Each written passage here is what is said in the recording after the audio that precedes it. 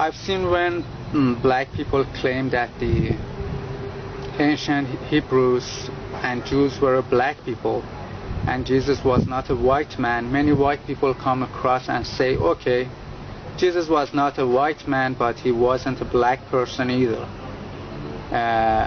because he was from the Middle East, and therefore, according to them, he must have looked like Arabs. But this is a fallacy. Just because the modern population of a region looks like X doesn't mean that the ancient inhabitants of that region looked also like X. For example, look at Australia. Are white Australians descended from the ancient Aborigines? Or are white Mexicans descended from the ancient Mayans? Of course not. The Middle East is the most melting pot region of the world. There are black, white, brown, Indian-looking and Mongoloid-looking people in this region, all of whom claim to be native and indigenous to this region. And for example, in Arabs, there are black, white, and mixed, the so-called brown Arabs, all of whom claim to be the real Arabs. But which of them is the real Arab? The black one, the white one, or the brown one?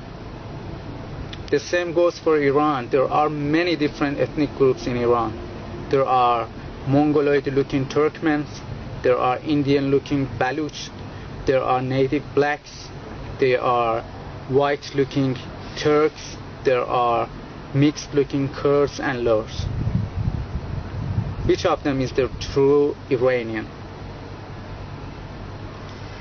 And unlike what the believers of the Indo-European hoax claim, the white-looking people in this region are not descended from the ancient mythical Indo-Europeans.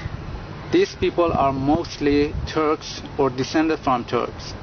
For example, here in Iran, up to 40% of people are Turks, and I don't know how many of them are descended from Turks, meaning are related to Turks. And the most white-looking people of Iran are mostly Turks, but there are also Russian, Georgian, and Armenian people too living in this region. And we all know that Turks are not an indigenous people to this region. They came from southern Russia and the Central Asia in recent centuries, and they cannot be an indigenous people to this region. The ancient inhabitants of the ancient peoples of the Middle East were all different types of black people, different groups of black people. Assyrians were a black people, Persians were a black people, Elamites were a black people, and Arabs, yes, were a black people.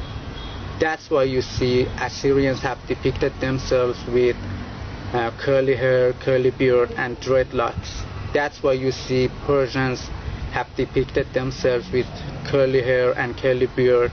And even there are many wall paintings found in Susa in which Persians have depicted themselves with black skin, have painted themselves with black skin. So therefore Persians were black people, not a so-called Indo-European. And I believe that Persians, Assyrians, Arabs, and all of the ancient inhabitants of the Middle East were an Ethiopian type of people, the so-called Semitics, an Ethiopian type of people. People like the Somalis, like Ethiopians, like Eritreans, like Djiboutis, like dark-skinned Yemenis. You know, they weren't a white people. Why? Because the temperature here in this city goes up to 50 degrees Celsius in summers with a high intensity and a UV index of 12. white people cannot endure this heat. They cannot tolerate this heat, so they cannot be indigenous to this region, because we semi-white looking people cannot stand this heat. We cannot go outside too much in summers. But how can white people be indigenous to this region? And I don't say this because I'm racist. As you can see, I'm not a black person, and I look mostly like whites than blacks. I just want to tell the truth that